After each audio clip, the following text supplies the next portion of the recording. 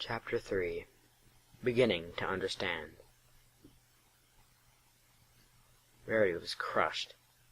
Spike was like a completely different pony from the little dragon she knew. Staring at the empty doorway where he once stood, tears started to slowly fall down her cheeks. She sniffed and thought about everything he said. He's right. I'm a horrible mare. What was I thinking? Of course he wouldn't forgive me. Soon, Rarity's few tears turned to crying, then uncontrollable sobbing. All of Rarity's friends, save one, embraced the crying mare tightly. "Don't you worry about anything, Jigaboo. Pink and I are going to go talk to that boy and see if we can't smooth things over. You hang in there," Applejack told her. "I think it was really mean what you said about Spike, but he said some really mean things too. Makes me super sad to see my friends fighting, so I'm going to do whatever I can to put a smile on your face and Spike's too," Pinkie Pie said. "Come on, Applejack, we've got a dragon to cheer up." Pinkie practically dragged the farm pony out the door and ran after Spike, somehow knowing exactly where to find him. "I can't believe Spike would react that way. It's unlike him to get so angry," Twilight said, as Pinkie and Applejack left the room. "That's part of the curse, Twilight," Luna said. "Dragons under the effects of the curse are in a perpetual, hyper-emotional state. When they get angry, they get really angry. When they get sad, it borders on severe depression. I don't know if I should tell you, but when I found Spike at the overlook, he was standing on the very edge, looking down at the ground, hundreds of hooves below. If I had not been there, I'm certain he very well could have walked off the cliff." Fluttershy leaned over and whispered in Princess Celestia's ear. "Yes, I think that's an excellent suggestion. Please excuse me. I need to speak with the guards about posting a watch on Spike's door till he decides what to do." Rarity watched Princess Luna walk out of the room, digesting what the Princess of the Night had just revealed. "No, I can't accept that. I can't believe Spike would do something like that over me." "You are the princess, Rarity. This isn't a simple case of rejection and sadness. In Spike's current state, I'm afraid your words didn't just break his heart. They crushed it." Twilight hugged the grieving unicorn as she cried out the pain in her chest, a pain that was not there earlier that night and whose source she did not understand. Princess Celestia approached the two friends and placed a hoof on Rarity's shoulder. "Do not blame yourself for this unfortunate turn of events. Yes, you hurt him with the words you spoke, but his suffering was never your intention." The crying mare nodded her head. "I'm sure my sister did not reveal what happened to cause you further heartache, either, but I think you should understand Spike's point of view now." "The princess is right, Rarity," Rainbow Dash said. "It's not like Spike told you how he felt. I mean, how are you supposed to know?" The pain in Rarity's chest intensified. "He did tell me 3 years ago, after the whole incident during his birthday. While we were falling, before you and Fluttershy caught us, he told me that he had a crush on me. I have to admit that at that moment it made me happy to know some pony or dragon in this case had those feelings for me. But after we were rescued and the town was put back together, I slipped back into the way things had always been. I admit to myself it wasn't real. Spike was confused. He didn't really mean it. I was so concerned about myself and what ponies might think that I pushed any thought of Spike as anything but a friend to the back of my mind. I never knew his feelings went so deep. He... Rarity collapsed on the floor and began to shake as if some pony had thrown ice water on her. "Guards! Guards!" Celestia called out. 2 guards, a grayish-brown unicorn and a white Pegasus, barged into the room. "Yes, Your Majesty? Has something happened?" "Yes. Please go and fetch the royal physician. We need him immediately. Tell him to meet us at my suite in the hospital wing." Princess Celestia commanded as she levitated the unconscious unicorn onto her back and galloped toward the other end of the expansive palace. Fluttershy and Rainbow Dash flew next to the princess, trying to keep pace. "Oh my, I hope she's okay," the yellow Pegasus said. "What happened? She seemed fine a moment ago. Is she sick?" "No, Fluttershy, I think it's shock," Twilight informed her, running next to the princess. "Correct, Twilight. It seems that Rarity is having as hard a time dealing with this turn of events as Spike is." Spike sat alone in the room, remembering all the good times he had with Twilight there before he knew his friends. The room itself was small, and seemed much smaller now that Spike was a pony. The walls curved around the room, following the contours of the tower, and were light blue in color from floor to ceiling.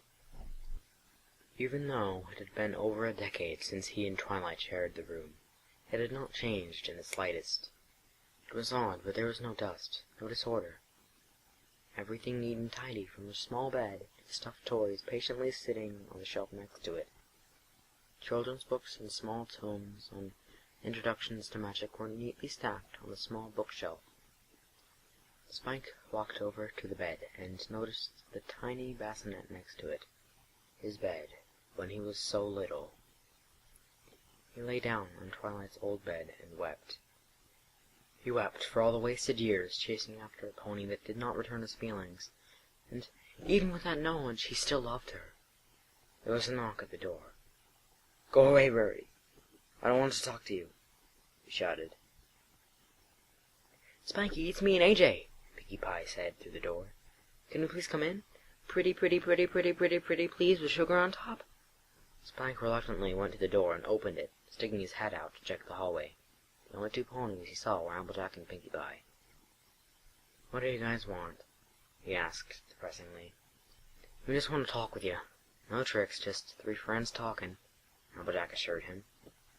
"Sure, come on in.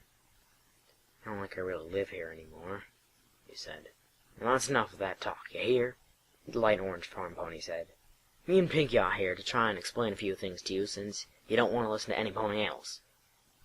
Spike went back to the small bed and lay down again. "I'm not really in the mood to be lectured, girls." "Well, how about a drink, then?" Pinkie Pie said, pulling a bottle of Big Macintosh's Special Reserve Apple Bourbon from seemingly out of nowhere. "I just happen to have a bottle of the good stuff with me. Nothing like a good drink to get ponies talking." "So that's where that bottle disappeared to. Big Mac's been looking for that all week. Wasn't ready to put it on the market yet, since no pony but him had tested it," Applejack said, trying to grab the bottle. "Well, we can test it for him, and tell him what we think. Besides, this is going to be Spike's first drink, and who better for him to share it with than us? Seriously, Twilight can't hold her liquor, and Fluttershy, just forget about it. Ashley would just drink the whole thing herself."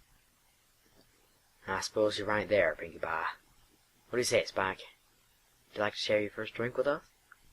Purple Pony thought about it for a moment, then smiled weakly. "Yeah, sure, why not? I've heard of ponies drinking away their sorrows. Maybe it'll help," he said. "Couldn't hurt," Pinkie said as she produced 3 glasses and poured a small amount in each. Passing them out, he raised her glass to Spike. "Here's a Spike. Whether you stay a werepony or go back to being a dragon, you'll always be our friend." "Darn tootin'," Applejack said, taking a small sip of her drink. Pinkie drained hers in one gulp and started coughing so hard they were afraid she was going to throw up. "Pinkie, haven't you ever heard of a sippin' drink? This stuff is too strong to shoot like John Daniels." Spike took an experimental sip of his drink. "Hey, this stuff isn't half bad." Spike finished his drink and held out his glass for more. "So, what are we going to talk about, as if I didn't already know?" "That's right, we're going to be talking about you and Rarity, Sugar Cube," Applejack said as she sidled up to the side of the bed. "Why'd you say those mean things to her down there?" Pinkie Pie asked him. "She was trying to apologize, and you were just so mean." "I was mad, and I wasn't done being mad. I'm still mad at her, and right now I don't want to forgive her. She hurt me more than any of you could ever know, and I don't know what I'm supposed to do or how I'm supposed to feel," Spike said, confessed. "Do you still love her?" AJ asked. "You do, don't you? Even after she said those horrible things back at Shai's place, you still love her?" "I don't know. Part of me wants to say yes, but another just wants to keep being mad at her. I'm so confused right now. Why did she say those things? Is that how she really feels, or was she just showing off for what she thought was a new pony? If that's the case, why does her showing off have to be at my expense?"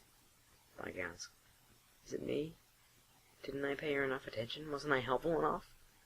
I did everything for her, and all I ever wanted was a smile." The 2 mares in the room sighed softly. "If Rarity doesn't claim you, I just might. That was the most romantic thing I ever did hear.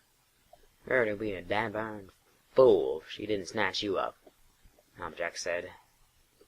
"AJ is right. Rarity should feel lucky she has somebody who cares about her so much," Pinkie added. Why is she like this? She's always so judgmental and critical. Nothing seems to be good enough. Now, Spike, there's something you should know about Rarity, Applejack said. It hasn't been all sunshine and rainbows for her. I remember about 9-10 years ago when Rarity came to Ponyville with her little sister, Sweetie Belle. A young white unicorn with a royal purple mane and tail cautiously stepped out into the main road of Ponyville. She'd been there years ago when she was just a little filly to go to school because of the fire at her private school in Manhattan. The newborn filly, resting in her open saddlebag, shifted and began to whimper. "It's okay, sweetie. We'll be there soon, I promise," she said. "Uncle Carlton lives around here somewhere, I'm sure of it." A young light orange pony with a straw-blonde mane and tail approached the new unicorn, conversing with herself. "Howdy, name's Applejack. How y'all doing? You new to town?" "Oh, hello, my name is Rarity," she responded nervously. "I'm not new to town. I lived here for a little while years ago. I'm having trouble finding my Uncle Carlton's home. He and his wife, Fran, live around here somewhere. You wouldn't by any chance know where they reside?" "Carlton and Fran? Well, shoot, of course I know where they live. They're living out in Rainbow Estates, just north of the center of town on the left. If I remember right, they should be the 4th door down. Name's on the mailbox." "Thank you ever so much, Applejack," Rarity said. The farm pony noticed a movement in her saddlebags. "I think you might have a critter stowing away in your bag there. You gotta watch out for those things. They get into everything," Applejack informed her as he moved to remove the offensive animal from the unicorn's bag. Rarity sidled away from her, quickly jostling the bag and causing the foal inside to wake up and start crying. "Yes, it's my baby sister," she lied, reluctantly allowing the light orange pony to look in the bags. The young mare reached in and picked up the foal from the bag, holding her carefully. "My mom and pa just had a little one a year ago. Her name's Apple Bloom. Who knows, maybe your sister and my sister will be friends." Rarity held out her forelegs, allowing Applejack to gently place the foal in her hooves. The young white unicorn hugged the foal, rocking her gently. "She needs to be fed. Is there a place I can, mix some formula?" she asked. "Sure is. Let's go to Sugar Cube Corner. I'm sure they wouldn't mind some early visitors." Rarity followed Applejack through the streets till they arrived at what appeared to be an enormous gingerbread house. "Here we go. Cakes are the nicest ponies you ever did meet, and their cookies and sweets are just as good." The two ponies walked into the pastry shop, to be met by a bouncing pink pony with a fluffy pink mane and tail, and 3 balloons on her flank. Before the young pink mare had a chance to accost Rarity, Applejack tackled her to the ground and sat on her. "Howdy, Pinkie Pie. This here's Rarity. She's sorta new to town. She used to live here years ago, and now she's back. Now see here, she has a baby sister with her, and by baby sister I mean a real baby. She's just a little newborn ball, so I'd appreciate it if you didn't tackle her or jump and surprise her. Last thing we need is for you to scare the baby." "Okie dokie dokie, AJ. Can I see the little foal? I love foals." Rarity pulled Sweetie Belle out of the bag again and held her in her hooves, showing her to Pinkie. "Oh, she's so cute," she quietly cheered. Pinkie looked from Rarity to the foal, then back to Rarity. "She looks a lot like you." "Oh, she is my sister. If she didn't look anything like me, I'd be wondering about my parents," she said. "Speaking of which, where are your parents? Shouldn't they be looking after your sister?" Applejack asked. They can't. They abandoned us," she said, starting to cry.